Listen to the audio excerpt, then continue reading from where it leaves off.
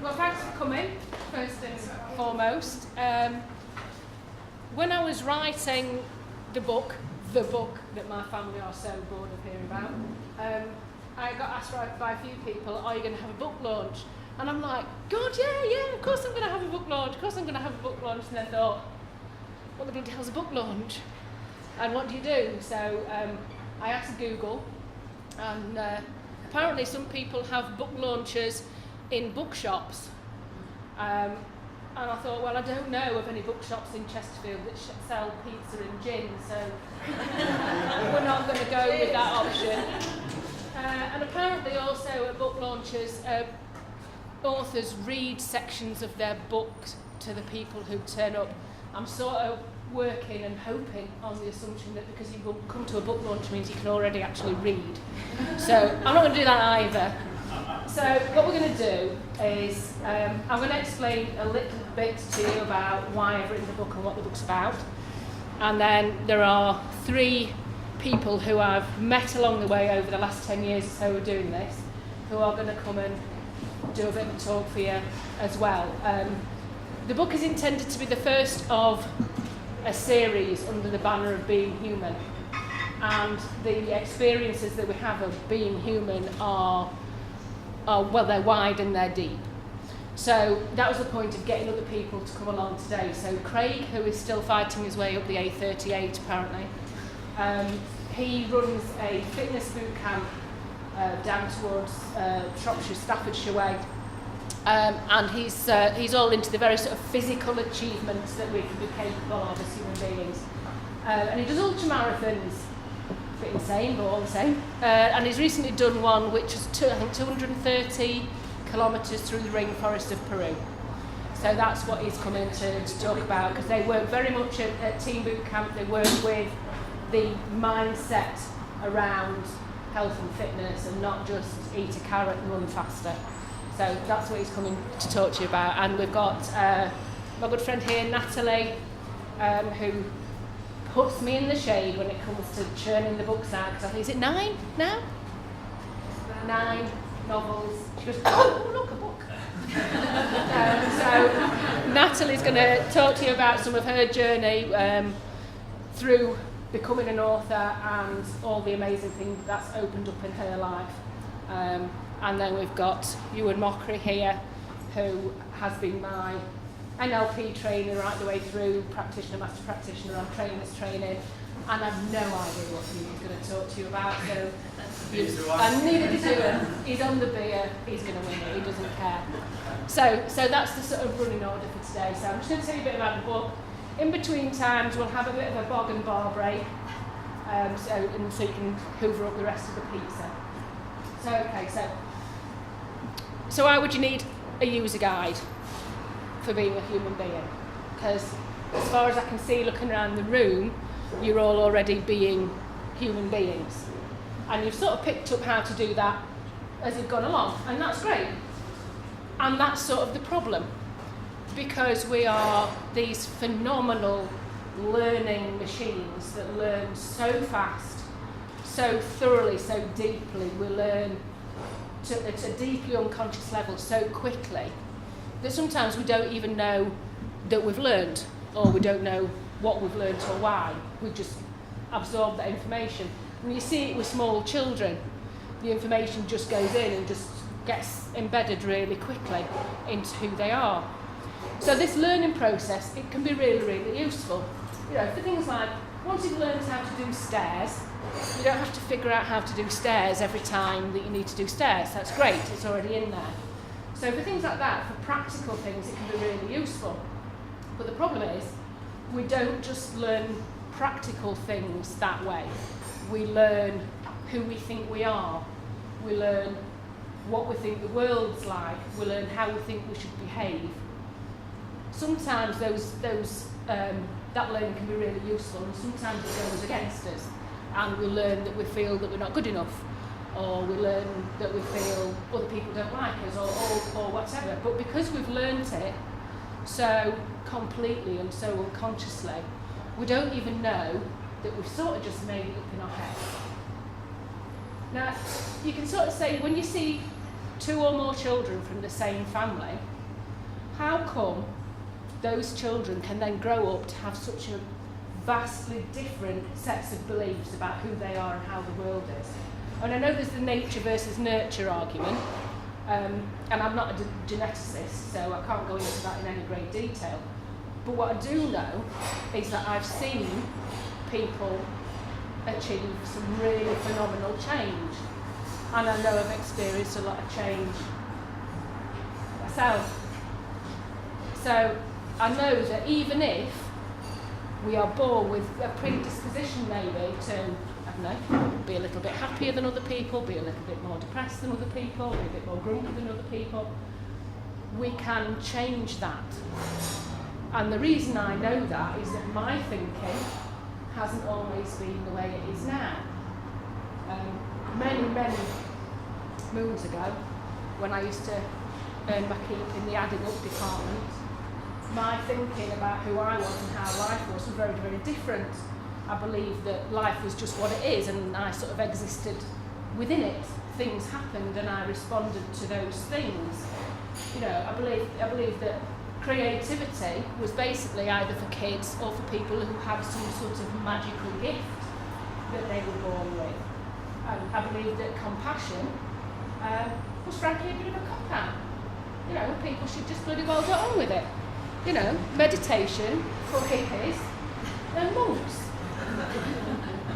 And so I'm sure you're gathering by now that this way of thinking didn't go well for me. And around about 2007, my strategy at the time, which was taking emails, answering emails, first thing in the morning, last thing at night, over the weekend, getting into work early, leaving work late, taking work home, just failed me very quickly. And I came to a sudden, if brief, halt. So I don't know if you've ever done that thing where you trip up and fall down in a public place, and you jump up really, really quickly and look around to see if anybody's seen you, and then you try to carry on as if nothing's happened. Well, that's what I did. If you're hoping that my sudden halt led to understanding that one thing was going to change my entire life, and I'm going to share that with you in the book, you're going to be massively disappointed. Because that's not what I did. I did just jump up again and carry on again. And what do you do when you're really, really stressed and you can't sleep at night and you feel totally overwhelmed? You sign up for an MBA. Because that'll show them. So that's what I did. And I went and did an MBA, and it was, as I think it was Dickens, was it, that said, it was the worst of times and it was the best of times. It was the worst of times because I was in shocking shape. And it was the best of times because it was the start of starting to look at things differently. My dissertation supervisor, a guy called Joe, was very keen to get us to look at behaviour in the workplace, and you couldn't get away with looking at other people's behaviour. I was disappointed to find. I couldn't go, look at what these people are doing. You had to look at your own, and it was a bit like watching scary movies. I'm not into horror films, because it was like this. It was horrifying and fascinating, and I couldn't look away, and I wanted to look away because I'm reading the books and I'm going, oh, that's me. Also me. Oh shit, me again. And it was illuminating, and it sort of became my new passion. So I had to finish that piece of work because they make you hand your work in at university, which is Birmingham. But it had opened up a can of worms. So I went on and I did more courses and found out more things about who we are, who we think we are, why we do the things we do. And it gave me a huge amount of awareness into some of those things, but then I realised that awareness was all I had. So I knew why I was a bit whang, but had no idea what to do. So that set off a new course of inquiry into change techniques, hypnosis, anything that could change the way we think, change the way we experience the life, and change how we experience this, whatever this is, that we call being human. And what I found was through studying these things, is there were things that kept cropping up time and time again that seem to be core to who we are. And whoever I was reading, whether it was, something very mainstream or something a bit more out there, these things just kept cropping up. And they all seem to be interrelated. And so this is what I've done in the book. Because I've brought 6 things together that appear to be central to our well-being, irrespective of what we do with our lives. This is not a book about what I think you should do with your life, because I have no idea what you should do with your life. I'm 53, I'm only just starting to figure out what I might want to do with mine. So what you do with yours is entirely up to you. But these 6 things seem to be almost like, to use the computer analogy, a bit like our operating system. We try to load new success applications, new achievement programs, but we don't go back and check if our human version of Windows or iOS is up to the task and is actually running in the way that we need to. So it's a bit of a back to basics book, because it's about, look after your operating system, and then that will support everything else that you want to do. So these 6 things in the book are consciousness, because it's still early, I'm not having much gym, so we're all conscious. And we're all massively unconscious. All the things that we learn, we do on autopilot. So consciousness is about how conscious we are and about how unconscious we are. Communication, we can't not do it. We're communicating all the time. Even if you don't turn up somewhere, you're actually saying something by your absence. So we do it, and we don't always communicate what we think we're communicating. Connection. We're absolutely hardwired for connection. We need connection to each other and to ourselves. And the more we seem to be able to create new ways of communicating, the less connected we are. I can't remember, I saw it somewhere, the World Wide Web has, connected the world and disconnected the individuals in it, or something like that. Creativity. Again, that's my prior belief was that creativity was just about art. It was whether you were good at art, and it was okay for kids or the super talented. Creativity is in everything that we do, from doing spreadsheets when I used to do bean counter land, to putting a new idea out there, or making something out of leftovers. It's all about creativity. And courage. I'm not talking about the courage where, you go bungee jumping or base diving or whatever it's called. It's the courage where you stand up and you say, this is me. This is what I think. And we are so sometimes obsessed with fitting in and comparing that sometimes that courage lets us down, and it's such a vital, important part of who we are. And compassion, particularly self-compassion. It was a real tough one for me, because like I say, compassion was a big cop-out.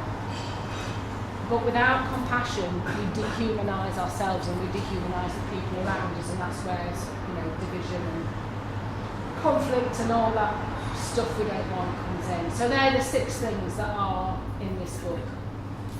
There are some things, each chapter has a section at the end which is just something to practice. It's not life hacks, it's not the 5 secret things to do today to change your life tomorrow. It's just simple things to bring some of these 6 C's more into your awareness and decide whether you do or don't want to change your life or change the way you think, change the way you feel. So, I'm hoping that you're going to buy the book. I'm hoping that you're going to enjoy it. If you do enjoy it, please feel free to go and tell Amazon how much you do enjoy it. If you don't enjoy it quite so much, please feel free to lie to Amazon about how much you enjoy it. If you really hate it, please feel free to keep your opinions to yourself. So that's me for now. Just have a couple of minutes, because that's tonic in my glass that needs to have gin in it. And then I'm just going to check in with Craig, who's managed to make it. and see whether he wants to go on next or just have a minute before he starts. So thank you very much for your attention. Eat more pizza, drink more drinks, and we'll be back in a minute.